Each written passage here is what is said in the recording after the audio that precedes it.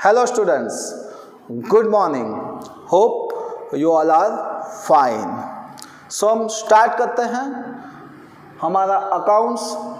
अब तक हमने chapter number 1, chapter number 2, chapter number 3 and chapter number 5 finish किया है. अब देखते हैं chapter number 4 journal. It's a very important chapters because this is a base of account. This chapter is a base of account. account का basis बोला जाता है. चलिए देखते हैं क्या आता है इसमें. तो हम बात करते हैं बिजनेस में.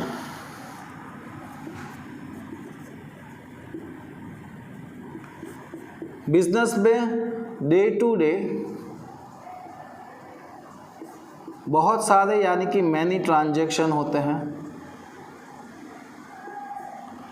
डे टू डे काफ़ी सारे ट्रांजैक्शन होते हैं. बिजनेस बोलो, इंडस्ट्रीज बोलो या कोई भी ट्रेड बोलो, उसमें काफ़ी सारे ट्रांजैक्शन होते हैं. Okay, to remind economic accounting transaction easily, यानी कि समझ लो कि ये सारे के सारे इकोनॉमिक जो ट्रांजैक्शन हैं उसको इजीली याद रखने के लिए यानी कि रिमाइंड करने के लिए काफ़ी सारे बिजनेसमैन क्या करते हैं,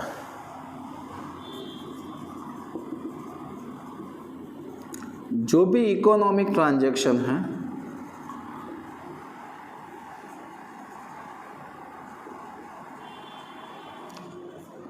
उसको एक रफ बुक में लिखते हैं. किस में लिखते हैं? रफ बुक में उसको नोट डाउन करते हैं यानी कि लिख देते हैं. उससे क्या होता है, तो उसको दिन में काफ़ी सारे ट्रांजैक्शन होते हैं. ये सारे के सारे ट्रांजैक्शन कोई भी बिजनेसमैन याद नहीं रख सकता, रिमाइंड नहीं कर सकता. उसकी वजह से वो एक रफ बुक रखता है और रफ बुक में सारे के सारे जो भी इकोनॉमिक ट्रांजैक्शन होते हैं उसको नोट डाउन करता है. और जब भी उसको टाइम मिलता है तब उसको अकाउंट की बुक में उसको लिखता है. ये फर्स्ट कंडीशन है कि बिजनेसमैन इस तरीके से कर सकता है. या फिर सेकंड, ट्रांजैक्शन कैसे नोट डाउन करते हैं, तो बिजनेसमैन क्या करते हैं, जो भी वाउचर्स होते हैं, क्या होते हैं vouchers, it's called a bill, right. जो भी बिल होते हैं वो बिल के ऊपर से ही अकाउंट लिखते हैं. ओके, तो ये बात थी कि भी काफ़ी सारे ट्रांजैक्शन होते हैं.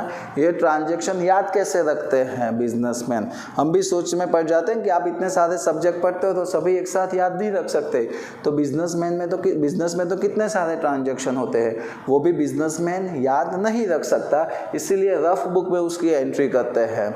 ओके, तो रफ बुक में जो एंट्री करते हैं उसको दूसरे लैंग्वेज में बोलते हैं टाचन या टिप्पण. क्या बोलते हैं इसको? टाचन या टिप्पण. देखते हैं उसका वर्ड यहाँ पे शायद दिया होगा.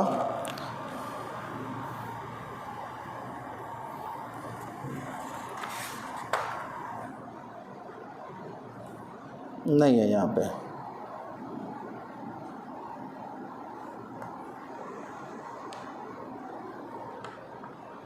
नहीं है, बट लास्ट ईयर था, उसको बोलते हैं टाचन या टिप्पण. ये जो रफ बुक में लिखते हैं उसको. तो हमारे लिए यहाँ क्वेश्चन है जनरल किसको बोलते हैं. A recording process of accounting transaction based on rules of debit and credit in the first book of account, it's a general. General किसको बोलते हैं, तो लिखते हैं. चलिए,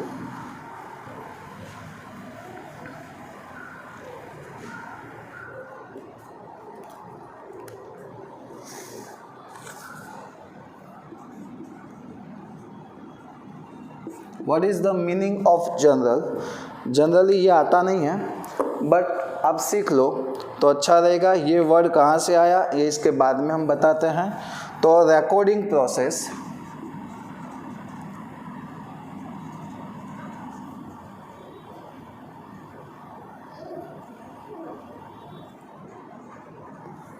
of accounting transaction based on rules of debit and or credit in the first book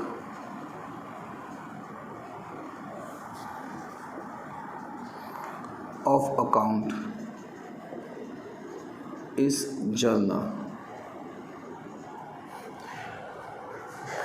यानी कि day to day जो भी ट्रांजैक्शन होता है वो ट्रांजैक्शन को हम रूल्स ऑफ डेबिट क्रेडिट यानी कि क्रेडिट एंड डेबिट के रूल्स के हिसाब से जो भी फर्स्ट बुक में जो भी इफेक्ट लिखते हैं, फर्स्ट बुक में जो भी इफेक्ट लिखते हैं उस बुक को क्या बोलते हैं? जर्नल।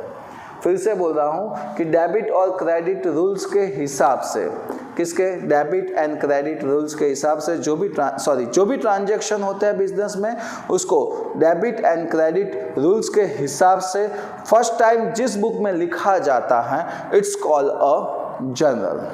फर्स्ट टाइम जिस भी बुक में लिखा जाता है it's called a journal. Okay, इसीलिए इसको फंडामेंटल बुक कहते हैं। क्या बोलते हैं? तो जनरल को दूसरा नाम बोला गया है, जनरल बुक को बोला जाता है फंडामेंटल बुक। क्या बोला जाता है? Fundamental book. चलिए, तो ये जनरल वर्ड कहाँ से आया, जर्नल वर्ड कहाँ से आया वो देखते हैं। तो जनरली ये this is a French word jaw. Jaw यानी डेली। तो जनरल वर्ड फ्रेंच वर्ड है, फ्रेंच वर्ड जॉल के ऊपर से मिला है। जॉल का मीनिंग होता है डेली। हम यहाँ पे डेली ट्रांजैक्शन लिखते हैं, इसके लिए यहाँ पे डेली वर्ड के ऊपर से यानी कि जॉल वर्ड के ऊपर से जनरल वर्ड्स मिला है। और सेकंड, इसको लैटिन लैंग्वेज में क्या कहते हैं?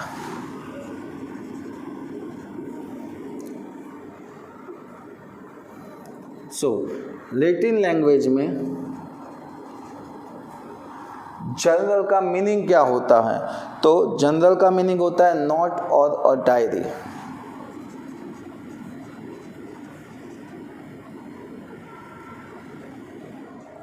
क्या बोला जाता है? नोट या फिर डायरी बोलते हैं। और इसके हिसाब से यहाँ पे जो भी ट्रांजैक्शन होता है उसको हम नोट या डायरी में लिखते हैं, इसीलिए इसको जनरल बोलते हैं। या फिर फ्रेंच वर्ड में देखा जाए तो डेली वाले ट्रांजैक्शन, डेली जो ट्रांजैक्शन होते हैं वो ट्रांजैक्शन लिखते हैं, इसीलिए इसको जनरल बोलते हैं। क्योंकि फ्रेंच में डेली का मीनिंग क्या होता है? जॉर होता है, इसीलिए।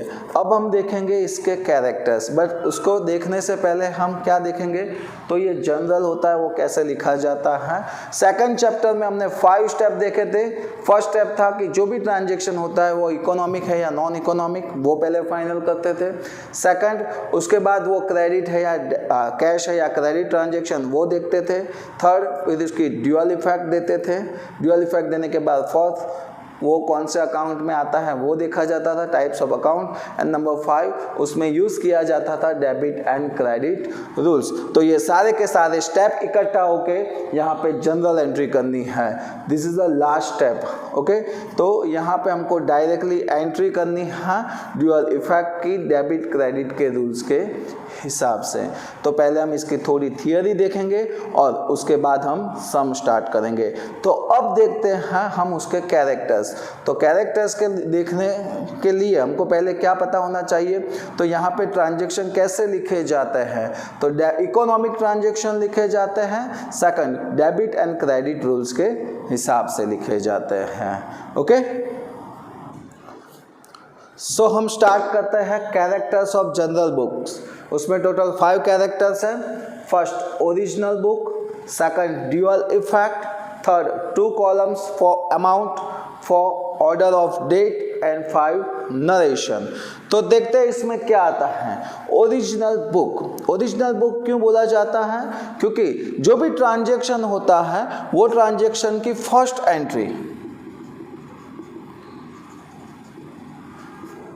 एंट्री जनरल बुक में की जाती है, इसीलिए इसको ओरिजिनल या फंडामेंटल बुक भी बोला जाता है। मैंने आपको पहले भी बोला था फंडामेंटल बुक के बारे में। सो फिर से बोल रहा हूँ, क्यों इसको ओरिजिनल बुक बोला जाता है? क्योंकि कोई भी ट्रांजैक्शन होता है उसकी फर्स्ट एंट्री इसी बुक में लिखी जाती है। So it's called a original या फिर फंडामेंटल बुक। Dual effect.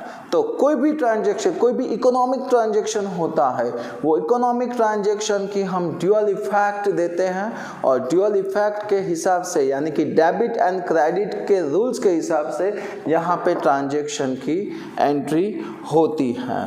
फिर से बोल रहा हूँ कि ड्यूअल इफेक्ट यानी क्या है, कोई भी ट्रांजैक्शन होता है उसको रूल्स ऑफ डेबिट क्रेडिट यानी कि डेबिट एंड क्रेडिट के रूल्स के हिसाब से ड्यूअल इफेक्ट दिया जाता है और यहाँ पे नोट डाउन किया जाता है।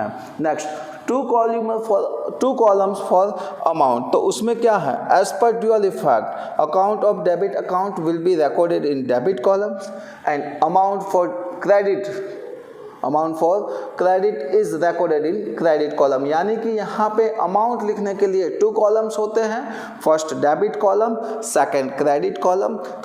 डेबिट कॉलम की डेबिट में अमाउंट होती है, उसको लिखने के लिए डेबिट कॉलम आता है और डेबिट कॉलम में लिखी जाती है, एंड क्रेडिट अमाउंट लिखने के लिए एक अलग से कॉलम बनाया जाता है, उसको बोलते हैं क्रेडिट कॉलम। यानी कि डेबिट अमाउंट डेबिट कॉलम में, क्रेडिट अमाउंट क्रेडिट कॉलम में। And next one is order of date. It's importance. जो भी ट्रांजैक्शन होते हैं वो सारे के सारे ट्रांजैक्शन डेट वाइज लिखे जाते हैं। डेट वाइज लिखने की वजह से कोई भी ट्रांजैक्शन स्किप नहीं होता है, सारे के सारे ट्रांजैक्शन हम आराम से लिख सकते हैं, आराम से उनको पता चलता है कि दिन में यानी कि डेली कितने ट्रांजैक्शन हुए हैं। तो in journal book accounting transaction are record on daily basis in the order of date. यानी कि जो भी ट्रांजैक्शन होते हैं हम डेली बेसिस पे लिखते हैं, यानी कि सारे के सारे ट्रांजैक्शन डेट वाइज आपको मिलेंगे। And last one is narration. ये आपके लिए न्यू वर्ड है। तो नरेशन किसको बोलते हैं, पहले देखते हैं बुक की लैंग्वेज में। आफ्टर रिकॉर्डिंग जनरल एंट्री लिखने के बाद a brief of transaction is maintain below general entry. यानी कि जो भी जनरल एंट्री होती है वो जनरल एंट्री किस ट्रांजैक्शन की है वो ब्रीफ में, नॉर्मल लैंग्वेज में लिखा जाता है, शॉर्टकट में लिखा जाता है, which is known as a narration. यानी कि जो भी हम जनरल एंट्री करते हैं उसके नीचे ब्रीफ में, फिर से बोल रहा हूँ, जो भी जनरल एंट्री करते हैं उसके नीचे ब्रीफ में वो शॉर्टकट में वो ट्रांजैक्शन लिखा जाता है शॉर्ट में, तो इट्स कॉल्ड ए नरेशन, उसको नरेशन बोलते हैं। इसके बाद हम specimen of general entry, general का देखेंगे स्पेसिमेन, उसमें मैं आपको नरेशन लिख के बताऊंगा तो आपको ज़्यादा पता चलेगा। तो ये थे सारे कैरेक्टर्स, सिर्फ जानने के लिए थे। Original book, dual effect, 2 columns for amount, order of date and narration. चलिए तो अब हम देखते हैं सिग्निफिकेंस ऑफ जनरल। उसमें टोटल 6 टॉपिक है। First, all accounting transaction, second, detailed information, third, information use for future, fourth, easy for posting, number 5, systematic recording and number 6, errorless accounting. तो देखते हैं ऑल अकाउंटिंग ट्रांजैक्शन यानी कि क्या होता है। तो since in journal accounting transaction are recorded in the order of time and date, no transaction remain unrecorded. यानी कि जो भी ट्रांजैक्शन होता है वो date wise and time wise लिखा जाता है। डेट एंड टाइम वाइज सारे के सारे ट्रांजैक्शन लिखे जाते हैं, उसकी वजह से कोई भी ट्रांजैक्शन लिखने का रह जाता नहीं है। इसीलिए ऑल अकाउंटिंग ट्रांजैक्शन यानी कि सारे के सारे ट्रांजैक्शन की इफेक्ट मिल जाती है। सेकंड लिखा है यहाँ पे डिटेल्ड इंफॉर्मेशन, तो वो कैसे मिलेगी।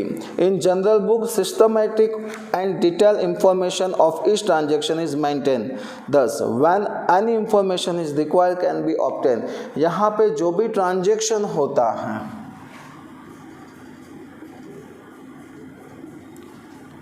वो ट्रांजैक्शन डिटेल में लिखा जाता है, यानी कि उसकी जनरल एंट्री करते हैं। वो जनरल एंट्री के हिसाब से आपको कोई भी उसकी इंफॉर्मेशन चाहिए तो वो डिटेल में आप उसकी इंफॉर्मेशन निकाल सकते हो। यानी कि जो भी ट्रांजैक्शन होता है उसकी डिटेल में इंफॉर्मेशन मिल सकती है। Third, information use for future, तो देखते हैं कैसे।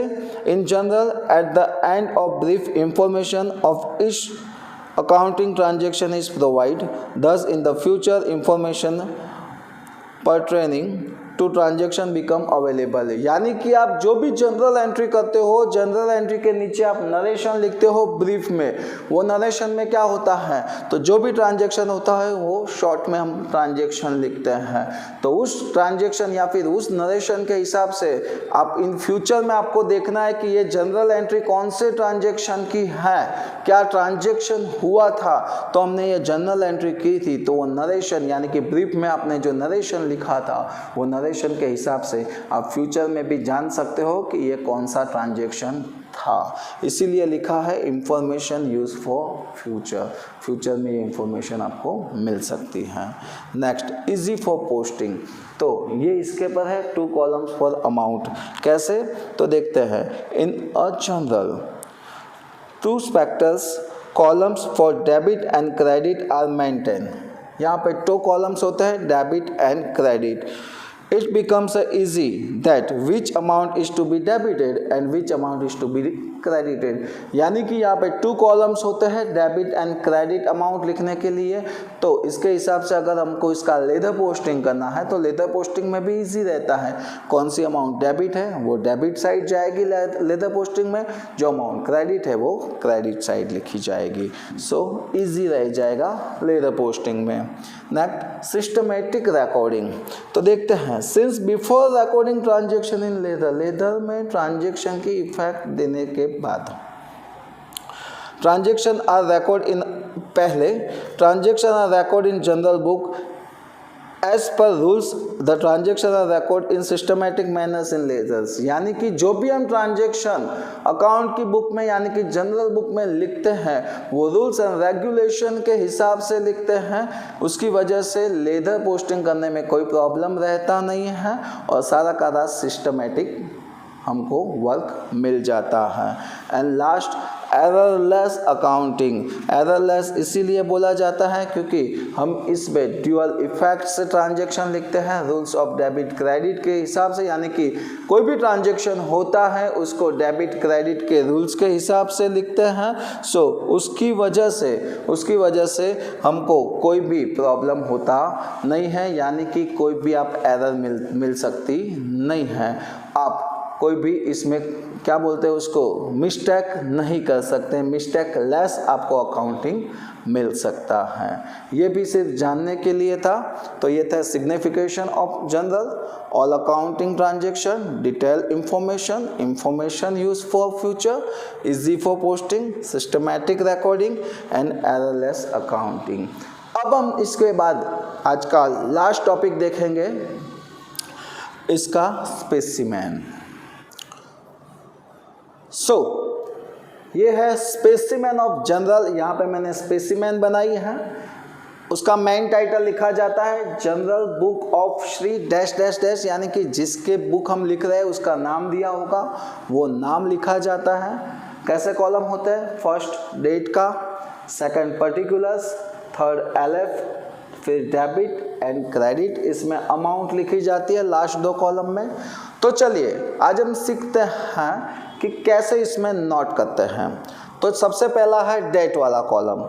तो वो तो आपको पता है कि भाई कोई भी ट्रांजेक्शन होते हैं वो ऑर्डर ऑफ डेट लिखा जाता है, यानी कि डेट वाइज लिखा जाता है। बट ये डेट कैसे लिखी जाती है, तो देखो कोई भी ट्रांजेक्शन आप लिखते हो तो उसको पहले आपको देखना है, पहले सबसे पहले ईयर लिखा जाता है, वो 1 टाइम ही लिखा जाता है। फॉर एग्जांपल 2019 है तो ईयर 2019। उसके बाद जो भी मंथ चल रहा है वो मंथ लिखा जाता है, वो भी 1 टाइम ही लिखा जाता है। फॉर एग्जांपल जुलाई तो जुलाई, और उसके बाद डेट लिखी जाती है, यानी कि अगर फर्स्ट डेट है तो फर्स्ट, ओके, उसके ट्रांजेक्शन लिखे जाते हैं, उसकी एंट्री की जाती है, वो एंट्री खत्म होती है। फिर सेकंड डेट आती है तो नीचे सेकंड डेट ही ओनली लिखी जाती है। वापस ईयर एंड मंथ रिपीट नहीं किया जाता है क्योंकि ईयर एंड मंथ एक ही बार लिखा जाता है। फिर जुलाई मंथ खत्म हो जाता है, अक्टूबर, जुलाई के बाद अगस्त आता है तो फिर सिर्फ अगस्त ऐसा ही लिखा जाता है और डेट लिख के स्टार्ट किया जाता है। तो डेट कैसे लिखी जाती है फिर से बता रहा हूँ, पहले ईयर लिखा जाता है, उसके नीचे मंथ और फिर डेट लिखा जाता है। तो इस तरीके से लिखा जाता है। अब देखते हैं particular, it's a very important, आपके लिए बहुत ही यूजफुल है और वेरी इंपॉर्टेंट है। कैसे लिखा जाता है वो देखिए। तो कोई भी इकोनॉमिक ट्रांजैक्शन होता है, वो इकोनॉमिक ट्रांजैक्शन की हम ड्यूअल इफेक्ट देते हैं। ड्यूअल इफेक्ट देने के बाद rules of debit credit use करते हैं, यानी कि कौन सी इफेक्ट डेबिट हुई और कौन सी इफेक्ट क्रेडिट हुई वो पहले जान लेते हैं। ओके, तो डेबिट इफेक्ट होती है, वो डेबिट इफेक्ट फर्स्ट लिखी जाती है, फर्स्ट डेबिट इफेक्ट लिखी जाती है और उसके बाद फर्स्ट इफेक्ट डेबिट लिखे जाने के बाद उसके पीछे लास्ट में डेबिट ऐसा वर्ड यानी कि डीआर लिखा जाता है। और सेकंड में थोड़ा स्पेस देके उसके नीचे क्रेडिट इफेक्ट लिखी जाती है, बट क्रेडिट इफेक्ट लिखने से पहले उसके आगे टू ऐसा वर्ड लिखा जाता है। सर प्रैक्टिकली बताओ तो पता चलेगा। तो चलिए एक ट्रांजैक्शन लेते हैं हम प्रैक्टिकली, तो आपको पता चले। तो लिखते हैं furniture of ₹5,000 is purchase on cash.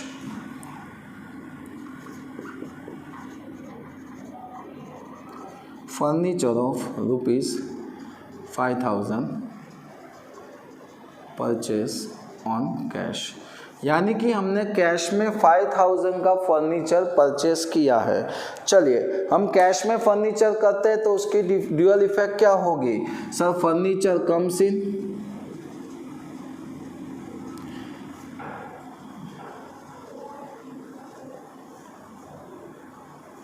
And cash goes out, right. अब चलो फर्नीचर कम्स इन, तो रूल्स ऑफ डेबिट क्रेडिट के हिसाब से furniture is asset, assets comes in तो क्या होगा? Debit, and cash goes out यानी कि क्या होगा? क्रेडिट। ओके, कितनी अमाउंट है? 5,000। तो इसकी ड्यूअल इफेक्ट लिखनी है तो फर्स्ट डेबिट वाला इफेक्ट लिखी जाएगी, यानी कि ऐसे लाइन के पास से फर्नीचर अकाउंट, थोड़ी लाइन खींच के लास्ट में डेबिट ऐसा लिखा जाता है। फिर से बोल रहा हूँ, लाइन के पास से लिखा जाएगा फर्नीचर अकाउंट, लास्ट में डेबिट और उसके नीचे थोड़ा इतना सा हम स्पेस छोड़ देंगे। ऐसे लाइन करने की ज़रूरत नहीं है, स्पेस के लिए आपको बताया था। और लिखा जाएगा टू। क्रेडिट वाला इफेक्ट क्या है? To cash account. ओके, अब साथ में ये डेबिट और क्रेडिट भी ले लेता हूँ। तो डेबिट अमाउंट डेबिट कॉलम में 5,000, क्रेडिट अमाउंट क्रेडिट कॉलम में। देखो ये डेबिट के सामने अमाउंट लिखा, क्रेडिट के सामने अमाउंट लिखा। उसके बाद लास्ट में नरेशन लिखा जाता है। मैंने बोला था आपको नरेशन कैसे लिखते हैं, तो ब्रीफ में लिखेंगे बीइंग, और ये जो ट्रांजैक्शन है उसका शॉर्ट फॉर्म लिखेंगे तो फर्नीचर परचेस, शॉर्ट में लिखें तो भी चलेगा, furniture purchase on cash. Bracket finish करने के बाद ऐसे लाइन खींची जाती है। ओनली फॉर पर्टिकुलर में ही लाइन खींचनी है। फिर से बोल रहा हूँ, ब्रीफ को ये क्लोज करने के बाद ऐसी लाइन खींची जाती है। ओनली फॉर पर्टिकुलर में ही लाइन लिखी जाती है। इसका मीनिंग ये हुआ कि ये ट्रांजैक्शन फिनिश हुआ। इसका मीनिंग क्या हुआ? ये हुआ कि ये ट्रांजैक्शन फिनिश हुआ। फिर से देखते हैं पर्टिकुलर में कैसे लिखते हैं। फर्स्ट इफेक्ट डेबिट, फर्स्ट कौन सी इफेक्ट देंगे? तो डेबिट इफेक्ट, वो लाइन के पास से लिखा जाएगा फर्नीचर अकाउंट और लास्ट में डेबिट वर्ड लिखा जाता है। फिर क्रेडिट इफेक्ट लिखते हैं तो थोड़ी जगह छोड़ के आगे टू लिखा जाता है, टू कैश अकाउंट, और लास्ट में क्रेडिट ऐसा लिखा जाता नहीं है। उसके नीचे उसका नरेशन लिखा जाता है ब्रैकेट में being furniture purchase on cash, ये यानी कि जो भी ट्रांजैक्शन हुआ उसका शॉर्ट में वो लिखा जाएगा और इसके नीचे लाइन खींच दी जाती है ओनली फॉर पर्टिकुलर में। चलिए, तो ये था पर्टिकुलर, यानी कि आप कैसे ट्रांजैक्शन लिखेंगे वो बताया। अब देखते हैं लेदर फोलियो। लेदर फोलियो में क्या होता है, तो जो भी ट्रांजैक्शन की हमने इफेक्ट दी है उसके लिए हम चलिए इसके बाद इसका लेदर पोस्टिंग करते हैं। जनरल एंट्री करने के बाद इसका लेदर पोस्टिंग करते हैं। उसमें लेदर की अलग से एक बुक होती है, लेदर बुक बोलते हैं उसको। उसमें ये फर्नीचर अकाउंट बनाया जाता है। तो वो अकाउंट कौन से पेज पे है, यानी कि इसकी इफेक्ट लेदर पोस्टिंग में कौन से पेज पे हमने पोस्ट की है, वो नंबर यहाँ पे लिखा जाएगा। उसमें कैश अकाउंट जिस पेज पे होगा उसमें हम इसकी इफेक्ट देंगे, यानी कि वो कैश अकाउंट का नंबर लिखा जाएगा। तो इन फ्यूचर कभी भी आपको कोई भी अकाउंट फाइंड करना है तो अकाउंट यहाँ से नंबर से भी मिल सकता है, या फिर कैश लेदर बुक के हिसाब से आपको ये ट्रांजैक्शन फाइंड करना है तो ये ट्रांजैक्शन भी आपको मिल सकता है। ओके, तो ये था लेदर फोलियो। अब देखते हैं डेबिट एंड क्रेडिट। तो डेबिट एंड क्रेडिट दो अलग से कॉलम बनाए जाते हैं, दोनों कॉलम अमाउंट के लिए होते हैं। डेबिट कॉलम में डेबिट इफेक्ट की अमाउंट लिखी जाती है एंड क्रेडिट कॉलम में क्रेडिट इफेक्ट की अमाउंट लिखी जाती है। तो फिर से एक बार, पहले डेट, फिर पर्टिकुलर, फिर एलएफ, फिर डेबिट एंड क्रेडिट। तो ये थी जनरल एंट्री की थियरी। अब हम स्टार्ट करेंगे इसके बाद इलस्ट्रेशन नंबर 1, तो वो हम नेक्स्ट लेक्चर में रखते हैं। तब तक के लिए जय हिंद, जय भारत।